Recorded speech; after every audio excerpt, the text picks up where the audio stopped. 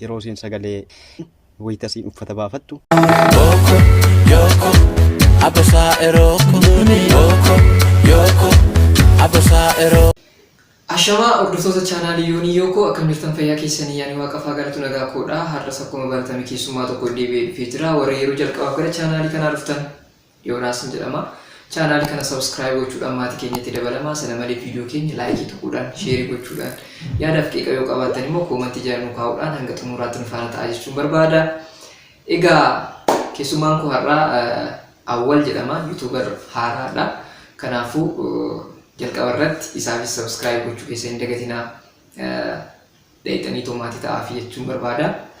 Daawwattoonni fi kabajamtoonni Yoonii Yookoo tuubii akkam jirtu fayyaa keessanii nagaadha kan taatan hundi keessanuu akka like share subscribe gootanii maatii taatanii mucaa kana jabeessitan isin gaafadha kabajaadhaan sagantaa kanarratti innis na affeeruu isaatiif baay'een sagalateeffadha. Namoonni warra waa barbarataa akkasiin jedha. Gaafiif deebii naa dhiyeesse. Gaafiif deebii kanarratti egaa nan jalqaba jechaadha. Subscribe like share gochuudhaan immoo mucaa kana jabeessaa dhaamsa kan kooti. Gaafiin tokkoffaan akkanadha. Gaafiin tokkoffaan shamarri siif jaalallee taatu wanta akkamii guutuu qabdii naan jedha. Anaafi kan namni hin tuqne durbummaa guutuu jechuudha. Kan eenyummaan siillee sanyii koo ta'e yookaan Oromoorraa intala abbaa gadaa intala Oromicha kan taate fi kan uumaa ishee sodaattu kan jechaadha nama kabajuu kan aadaa isiitiin boontu namni akkanaa waan akkanaatiin guutamte anaaf jaalallee taatee nan jaaladha. Kan duudhaadhaan guutamte akkanaa jechaadha. Duudhaadhaan guutamte kan taate anaaf jaalallee taatee wanta akkanaatiin kan guutamte jechaadha. Waaw marree dhugumetti namni akkasii osoo kan argamu ta'e namoonni baay'een nama hawwanidha jechaadha. Nama aadaa isaatiin boonu nama miidhagina qabu sana malee immoo nama kabaja ofii hanga ammaa tursiisee eege namni kamiyyuu hin barbaada jechaadha. Kanaafiyyuu filannoon kee filannuma nama hundaati jechaadha. Kanaafuu nuti tolteerta filannoo kee jaalanneerra jechaadha. Gaafii lammaffaatti seena. Gaafii lammaffaa yeroo umrii kee daa'imummaatti deebitee wanta tokko sirreessuu osoo dandeessee maal sirreessita maaliif naan jedhe.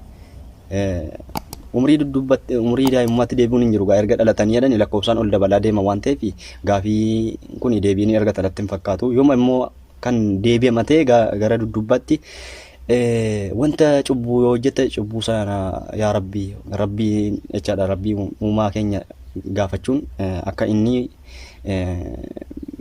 itti gaafatama jalaa si baraaru akka inni dhiifama si godhu waaqa kadhaa goota du'aa kadhatte jechaadha. Egaa Awwal gaafiin kun deebiin qaba. Maaliidhaaf seete namoonni baay'een gaabbii keessa jiraatan maal jedhanii fakkeenyaaf yeroo daa'imummaa kootitti osoo akkana godhee osoo kana godhee raadhee kan osoo raawwadhee bira darbee raadhee jedhanii namoonni baay'een yeroo gaabbayin argina ni jiru.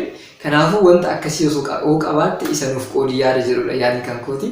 Kanaafuu hundaafiyyuu kan deebiin ati nu deebiste sirruma waaqa ofii waaqa yeroo daa'imummaatti wanta balleessan irraa deebi'anii waaqa ofiitiin araaramu caalaa waliin nama gammachiisu hin jiru. Dhugaa keetti deebiin kee. Sadaffaan shamarran dhiironni baay'een wal qunnamtii saalaa fi malee jaalalaaf namatti hin dhiyaatanii jedhu ati maal jettaa naan jedha. Shamarran kan nama sagaagalummaa yookaan wal qunnamtii saalaaf qofa isaan barbaadu yeroo arganii qofaadha malee yeroo wal qunnaman qofaadha malee yeroo jechaadha nama akkasii yoo arganidha malee hunda miti kan isaan arganis isaanis tokko waan ta'eedhaaf dhiironnis darbeetti nu keessa jira malee namni waan akkasii qofa barbaadu kan sanu inni yoo jaalalaa onneedhaan madaa'ee milkaa'uu dhabee waan akkasii yoo ta'edha. Tokkotu waan akkasii kana qofaaf deema malee hundaa miti jechuun barbaada. An akka kootti wal qunnamtii saalaaf qofaa shamarreetti siqachuun barbaadu. Intala naataatu barbaadeetiin jaalladheetiin hiree jireenyaa malee wal qunnamtii saalaaf qofaa ittiin deemu jechaan akka kootti jechaadha. Namoonnis immoo wal qunnamtii saalaaf qofaaf namni itti dhiyaatu hin jiru. Namoota tokko malee darbee ni jiraachuu danda'a. Akkasiin jedhaan akka kootti. Haya, kunis dhugaa keeti. Namoonni baay'een garuu akkasitti fudhatan beektee amma fakkeenyaaf tarii yookaan maallaqaan natti dhiyaatte jetti yookaan immoo wal qunnamtii saalaa yookaan immoo sagaagalummaaf qofa natti dhiyaatte illee jedhanii shamarran baay'eetu wanta akkana gaafii akkana kaasa. Kanaafuu dhiira akkanaatti siin jira jechuudha. Dhiira hundaa miti. Dhiira wanta akkanaatti sitti dhiyaatu hin jira buuteera inni garuu immoo hundaa miti warra wanta akkanaatti sitti dhiyaatu jechaadha. Kanaafiyyuu shamarran hundi keessanii akka itti gochuu qabdan jechaadha. Dhiirota hunda osoo hin taane dhiironni tokko tokko wanta akkasitti dhiyaatan hin jira jechaadha ifaan bilisa kun. Afuraffaatti siqa afuraffaan osoo wantoota kana hin raawwatin na hin ajjeesin wanti jettu maalidha? Maaliifi ammas waan badaa ta'e wayii otoon dalagee jiru rabbi dhiqqoo natti dallana kan jedhu irratti yaa rabbi otoon irraa dhiifama singaatiin tun toobaa jedhee toobatatti deebi'ee gara keetti hin deebiin na hin ajjeesinii. Ammas immoo otoon bilisummaa hin argin bilisummaa saba keenya gabrummaarra waan jiruuf sabni keenya otoon bilisummaa hin argin otoonis immoo falmee fi bilisummaa saba kooti wajjin hin gonfatin yookaan wala bommee hin jedhin na hin ajjeesinii kanan jedhu ta'a jechaadha. Kanaadha akka kootti. Shanaffaatti seena. Gaafiin shanaffaan yeroo jalqabaaf wal quunnamtii saalaa yeroo raawwattetti wantoota sitti dhagahame sadii nuuf qoodii. Yaawwan kana ibsi gaafate gaafii kana ofumaa uumte miti gaafii kana awwan danda'amne hundaafiyyuu ani gaafii kana isin gaafanne meeshi osoo si gaafadhe iyyuu maal jettee tonaa deebista gaafii kana meetti fufi.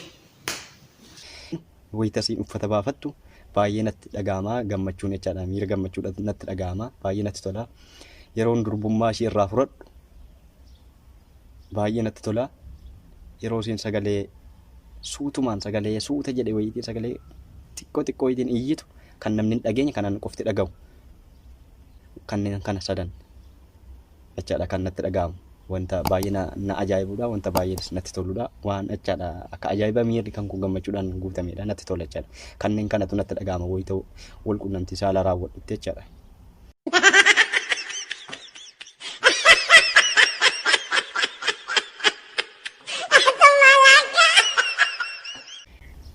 Gaaffii ja'affaatti seena. Gaaffii ja'affaan mee muudannoo yeroo kamuu hin daganne nuuf qoodii naan jedhe.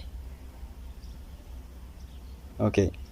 Abbaan kan koo haadha ormaa wayii fuudhee haadha kan koo baasee jechaadha. Haadha ormaa jechaadha jaartii fuudhee jaartii yeroo inni fuudhee jedhutti jaartiin kun akka haadha keenya nutti ta'uu diddee baay'ee nu miitii baay'ee anaaf obboleessa koo tokko jira. Baay'ee nu rakkifti. Utuma jennu utuma bakka nu jaallatu nu jibbiti bakka akkasumatti nu jibbitu nu jaallattu. Gaaf tokko na fuuteeti mana warra isii waliin deemne wayita deemnetti maatiin isii laaqana nu dhiyeesse laaqana utuma waliin nyaannu wayita isiidhaan alaaluun arge.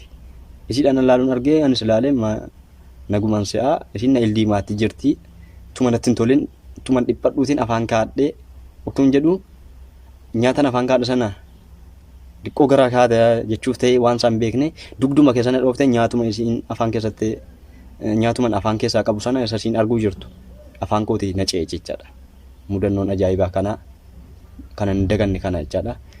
Egaa awwal kan seenaa kanarraa dhugaa namatti dhagahamas haati biddeena akkanaatti ima jirti garuu beektii mana manatti sana caala immoo akkasuma immoo faallaa kanaa kan ta'an isin jiran haadha biddeena ta'anii tumaaniyyuu haadha keetii olitti siif yaadanii siif dhiphatanii milkaa'ina keetiif si cinaa dhaabatanii si faana turanii jira waan ta'eedhaaf haadhota biddeenaa hunda akkas jechuu keenya osoo hin taane haati gaariin haadhuma biddeena taate haati gaariin siin jirti jechaadha. Kanaafiyyuu baga yeroo san dabarsitee baga har'a geechee jechuun barbaada. Mudannoon tokko ammas yeroon biyya Saawudii kana dhufuudha jedhu Yaman keessatti baay'ee dararamee ture qabamee jechaadha. Rasaasaa uummanni jechaadha biyyi kun biyyi Arabaa kun baay'ee nama akkuma simbirroo nama se'a lubbuu namaa kana simbirroo kan tisiisatti akkasitti lakkaa'amatu fakkaata. Takka rasaasni akka kanatti qabamee hin beeku. Wayita to'atamnee hidhamnu keessatti mana hidhaa keessatti jechaadha. Situ ulaadhee naan jedhee ol seenee ulaa jala ciisaa ture qilleensa fudhachuuf jecha waan uummanni baay'eetu hidhamee jira waan ta'eef ho'inee waan ta'eef rakkannee dhiphannee waan jirruuf ulaa jala taa'ee ciisa qilleensa bakkeedhaa fudhachuuf jecha. Rasaasa oluma seeneeti situ barrii dha'ee naan ulaa dha'ee jedhee ol seenee rasaasa nyaachifatee afaan banannaan hin banu ennaan dirqiidhaan na dha'ee ennaan afaan baname walitti afaan kan koo jechaadha. Rasaasa nyaachifatee afaan keessa sana nakaa'ee natti naquudhaa jedhu. Nan iyya bakka wayita sana sodaadhee jechaadha bakka lubbuun koo na darbee jira jedhee daafee waan hin jedheef shamarreen tokko iyya kan koo kana dhageesse kutaa biraa keessatti hidhamtee jirti warra afran qalloo kana fiigaa dhufteeti ulaa dhooftee cabsitee akkuma isaan beekne gaa minuma seentee narraa darbitee in kadhattee erga hiitee maa ajjeefta maalii akkana rabbiin sodaattu amantaan qabdu akkuma lubbuu keetiiti maa ajjeefta jettee narraa kadhatteennaan lubbuun kan koo hafee amma intala sana otoo argeetu hin beekate waan an jedhuun qabu jechaadha. Jechoota natti xiqqaata baay'ee jechaadha. Lubbuu kan kuna baraarte baay'ee naaf galatoomtu rabbiin ishiidhaaf haa ta'u jedha. Mudannoon gaafas mudatame baay'ee kan hin daganneedha. Waaw, dhugaatti namatti tolti. Maafi yeroo sanitti aarsaa isheen kafaltullee yaada achitti amma jechaadha. Bakka sanitti jarri lamaan iyyuu iddoon isaan jiran iddoo harka namaatirra jiran jechuudha. Seeraan qabamanii jiranii yeroo sanitti wanta fe'anii yoo namni si godhe namni isaan gaafatu hin jiru jechaadha yeroo sanitti jechaadha. Garuu aarsaa san hunda mucayyoomtu fudhatteetini achitti wanta akkasii oolmaa akkasii oolmi ishee baay'ee kan nama gammachiisudha. Bakka isheen jirtutti hundattiyyuu rabbi akkuma siif oolmaa oolte kan isheedhaafis nama oolmaa oolu waaqayyo haa qopheessuuf hin jedha.